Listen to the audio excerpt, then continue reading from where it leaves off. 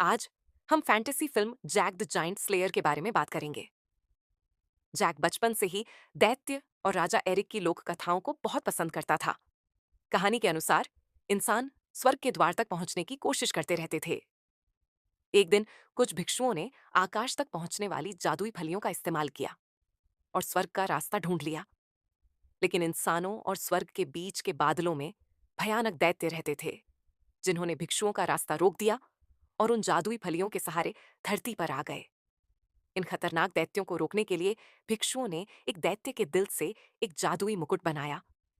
राजा Eric ने वह मुकुट पहनकर दैत्यों को धरती से निकाल बाहर किया और फिर उस आकाश को छूने वाली फली को कटवा दिया। तब जाकर मानवता को शांति और सुख की जिंदगी मिली। राजा एरिक की वंशज राजकुमारी इसाबेल भी बचपन से ये कहानियां सुनती आ रही थी और भविष्य में रानी बनने की आशा से बड़ी हुई। 10 साल बाद जैकब बड़ा हो गया था, लेकिन अब भी वह एक किसान के रूप में मेहनत करता था। जीविका चलाने के लिए उसे अपनी आखिरी गाड़ी बेचनी पड़ी।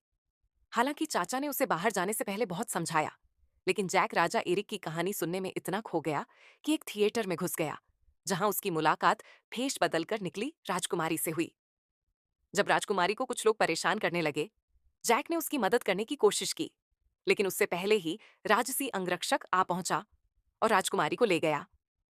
उसी समय एक भिक्षु ने बुरे लॉर्ड से चुराई हुई जादुई फलियां चुरा लीं। जब बुरा लॉर्ड को यह पता चला, उसने तुरंत शहर का द्वार बंद करा दिया। फंसा हुआ भिक्षु घबरा गया और जैक को देखकर फलियों को मठ तक पहुंचाने का अनुरोध किया, बदले में इनाम देने का वादा किया। भिक्षु जैक का घोड़ा लेकर भागा, लेकिन पकड़ा गया और मारा गया, क्योंकि उसने फलियों का राज नहीं बताया। जैक का चाचा गुस्से में आ गया, उसे डांटा और सोचा कि जैक ने गाड़ी गंवा दी। उसने गुस्से में फलियां जमीन पर फेंक दी और घर छोड़कर चला गया।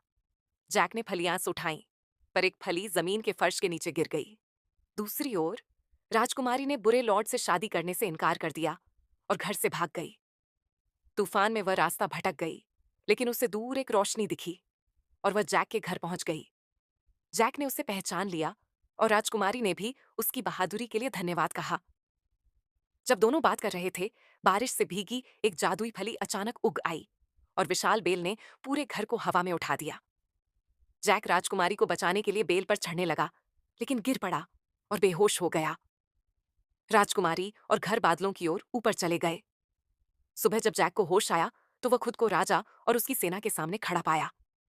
जैक ने सबको बताया कि राजकुमारी कैसे गायब हुई और वह खुद उसे खोजने के लिए तैयार हो गया। फिर जैक सेनापति और सैनिकों के साथ बेल पर चढ़ने लगा। बुरा